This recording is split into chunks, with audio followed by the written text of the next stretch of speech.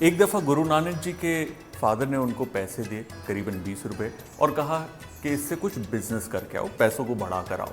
तो जब वो निकले रास्ते में उनको कई भूखे लाचार बीमार लोग मिले, तो उस पैसे से उन्होंने खाना खरीद कर उन भूखे लोगों को खिलाया। पैसे ख़त्म हो गए, घर वापस आए तो पिताजी ने पूछा, हाँ भाई पैसे दिए थे, क्या सौदा करके आए हो? उन्होंने कहा, सच्चा सौदा, किसी भूखे को खाना खिलाना सबसे बड़ा नेक काम होता है।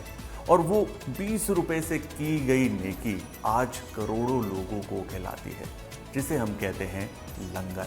जब भी लंगर की दाल बनती है तो ये नहीं कहते लंगर वाली दाल बनी है, क्योंकि लोग अपने सेवा भाव से अलग अलग तरीके की दालें दे जाते हैं, उनको मिक्स करके मिक्स दाल बनती है, लेकिन लोगों ने उसका नाम डाल दिया लंगर वाली दाल, क्योंकि वो लंगर पे ही खाने को मिलती है। जब ये दालें आप इस्तेमाल कर रहे हैं, उनको अच्छे से धोना है ताकि उनका जो एक्स्ट्रा स्टार्च है वो निकल जाए, जिससे होगा क्या कि टुवर्ड्स द एंड उनका जो फ्लेवर है दाल का वो खिल कर निकलेगा। दाल को घर पर जब आप बना रहे हैं तो प्रेशर कुक कर सकते हैं और इसके अंदर खुला पानी डालिए ताकि दाल अच्छे से गले। थोड़ा सा नमक भी इसमें आप डाल सकते हैं। 2-3 सीटी के बाद जब दाल अच्छे से गल जाए, इसका तड़का हम तैयार करेंगे। दाल के तड़के के लिए हम एक खुले बर्तन के अंदर गरम करेंगे घी, जिसमें जाएगा जीरा, अदरक और लहसुन। अब इस लहसुन को हमें हल्की आंच पर अच्छे से ब्राउन करना है। उसके बाद इसमें जाएगा प्याज।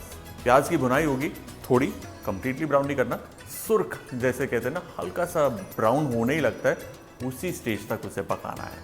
उसके बाद आप इसमें मिर्च और टमाटर डालकर भून सकते हैं। टमाटर को अच्छे से भूनना है और ये जो रेसिपी है इसके अंदर फाइन कट्स की ज़रूरत नहीं है, रफली कट सब कुछ चला जाएगा। उसके बाद स्वाद अनुसार हल्दी, थोड़ी सी मिर्च, ये 2 सिंपल से मसाले जाएंगे। मसाले जैसे भुन जाते हैं उसके अंदर आप थोड़ा सा पानी का छौंक या फिर आप दाल का पानी भी डाल सकते हैं ताकि मसाले ना जलें।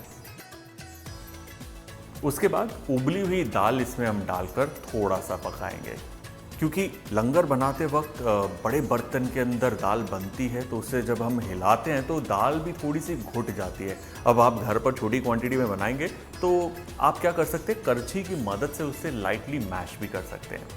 इसी दौरान आप इसमें थोड़ा नमक डालिए और थोड़ा सा पानी डालकर इसे अच्छे से पकाइए। अभी पानी की मात्रा ना ज़्यादा नहीं डालनी, कम ही डालनी है, वो इसलिए ताकि दाल अच्छे से भुने। 2 से 3 मिनट की भुनाई के बाद इसके अंदर आप वो दाल का पानी या फिर अलग से पानी डाल सकते हैं। खुला पानी डालिए ताकि खिलकर दाल उबले, उसके बाद खुद ब खुद गाढ़ी हो जाए।